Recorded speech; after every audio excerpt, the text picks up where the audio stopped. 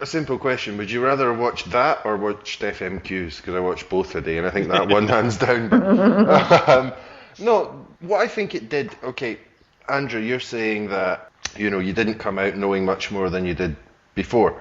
But what I think it did do, we've often talked, and everyone's talking about when is the real debate going to start. And I think this is kind of a concept that, who decides what's the real debate? When is the real debate? When is the false debate? When is the real debate? I mean, there's no kind of definite answer to any of those. But you could say that Sturgeon did so well that she actually forced open some new things. Like, she forced Moore to admit at certain points that there were these other options. Instead of what the No Camp has been doing for so long, it can't happen, it won't happen. First it was that there wasn't any even legal right to hold a referendum. Then you'll never get the referendum. Oh, we've got the referendum. Okay, then it won't be legally binding. Okay, then there's the Edinburgh Agreement. It's constantly been no, no, no. Is the debate finally beginning to open up? Is it now the real debate, the fact that she forced the Scottish Secretary on television to admit that those other options exist and that they're there? In this sense, although it's in that confrontational setting and they used far too many sport metaphors, I think in some way it has moved the debate forward a bit. Yeah, one thing I wonder about in this context is about the middle. I mean, we keep coming back to it, but this idea that the Yes campaign is going to win with a shrill base strategy is, I think, one of the most bonkers thing which certain pro-nationalist characters online and elsewhere seem to believe will be the case. And I think the missing middle, if you like, that needs to be persuaded. It'd be nice to see people who were not necessarily so persuaded on these in the context of these debates. I know that it's a question that we're going to have to decide between a binary option, one way and the other. And at the bottom line, the ballot box in the autumn of 2014. But I think it would be unfortunate if a whole debate was conducted in the manner of this kind of head to head sort of strike. It'd be nice to see that opening up a wee bit and to have a bit more sort of recognition about the nuance and shades of these things betwixt and between these two extremes. And maybe actually the BBC debate you were referencing did that to an extent by sort of flagging up some of the gaps and discontinuities between the kind of pro-union position and the indie position. And I think, so that's something which I just wonder about, that in the context of this yes-no story, we might get into sort of a polarized programming structure as well as a sort of polarized debate which doesn't actually really address the aspirations and ideas of your average punter who may be trying to, as Kate was saying, get a purchase on this debate, work out what the devil they think about it. Do you think if we continue with these debates, it will be like, there's one of the most famous stories in political science is the Nixon-Kennedy one. And if we continue with these televised debates, would it be like that? It was Nixon and Kennedy had the debate, and those that listened to it on the radio all believed that Nixon had won the debate when they did the polls afterwards, and those that watched it on the telly all believed that Kennedy had won just because he looks better. Do you think we're risking that kind of thing?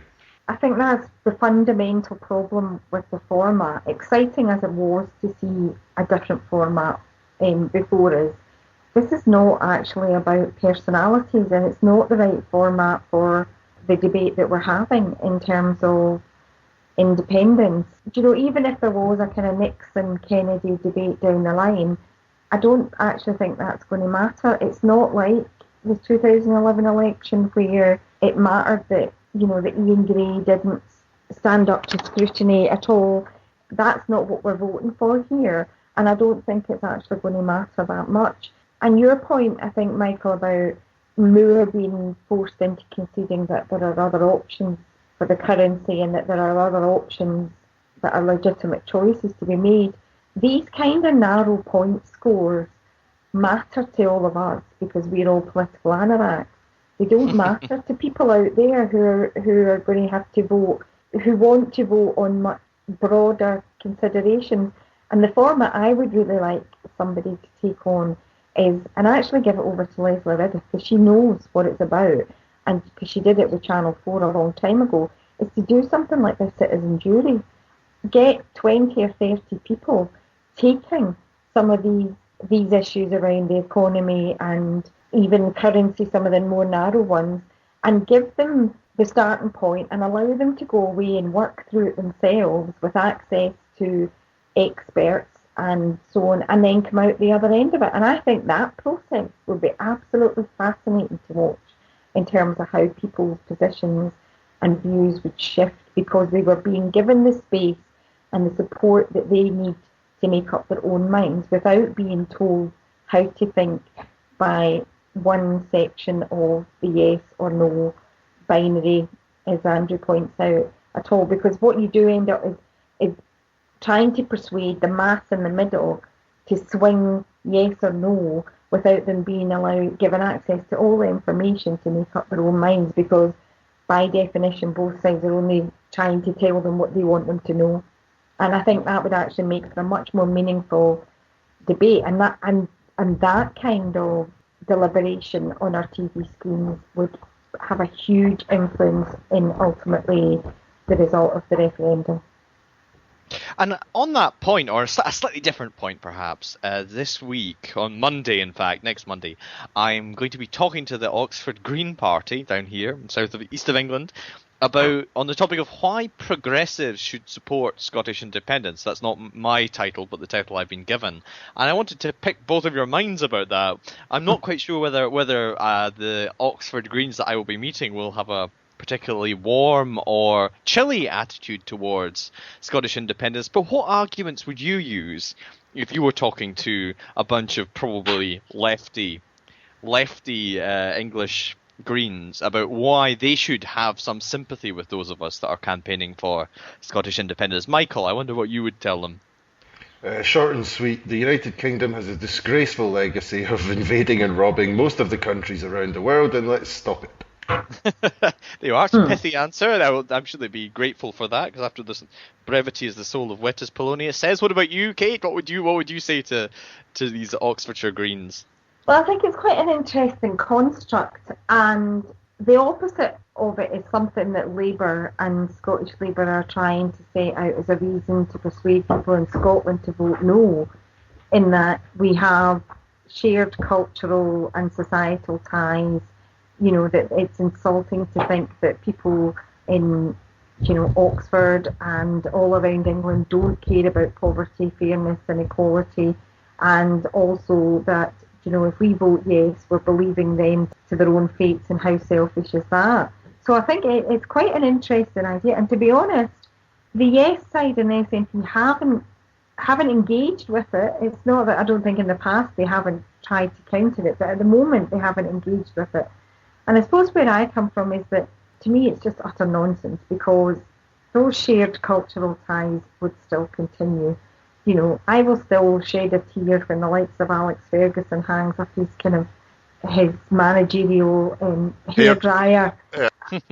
And, because he's a loss in terms of, to everybody who loves football, I will still buy albums from bands from Oxford and London and elsewhere. I will still like music, because even though it's made down south, I will still watch television programmes because even though they're made in England. I will still visit friends and relatives. It's a load of nonsense what they're trying to put out, that all these things will be lost.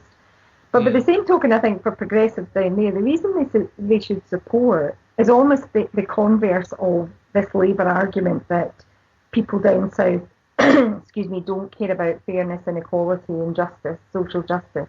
Progressives in England and elsewhere in these islands should be supportive of independence for Scotland, because it gives us the opportunity to show that there is a different way of doing politics and a different way to provide for your nation than what we have at the moment.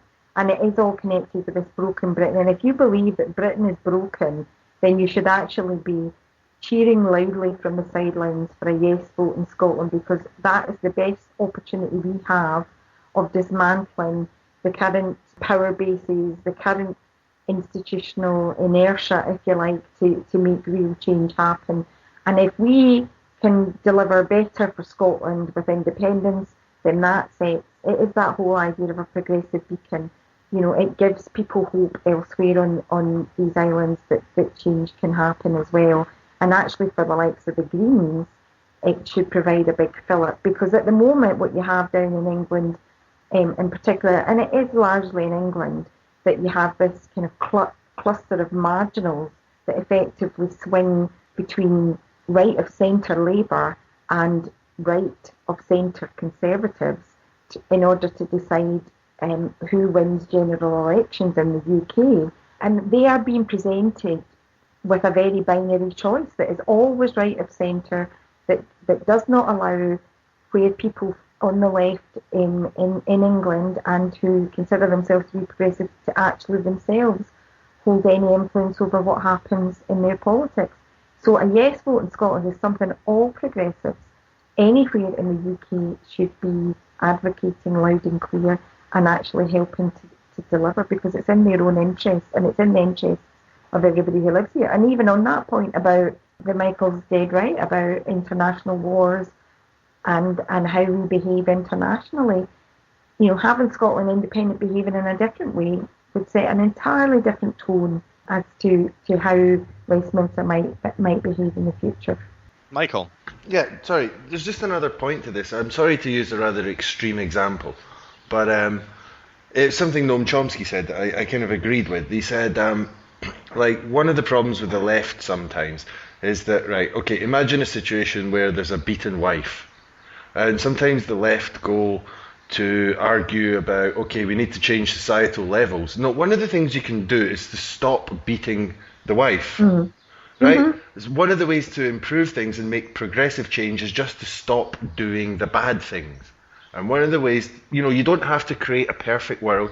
It's one of my favourite quotes from George Orwell, and I'm a bit of an Orwell nut. He said, the people who imagine utopia are like a man who has toothache and think that happiness consists in not having toothache.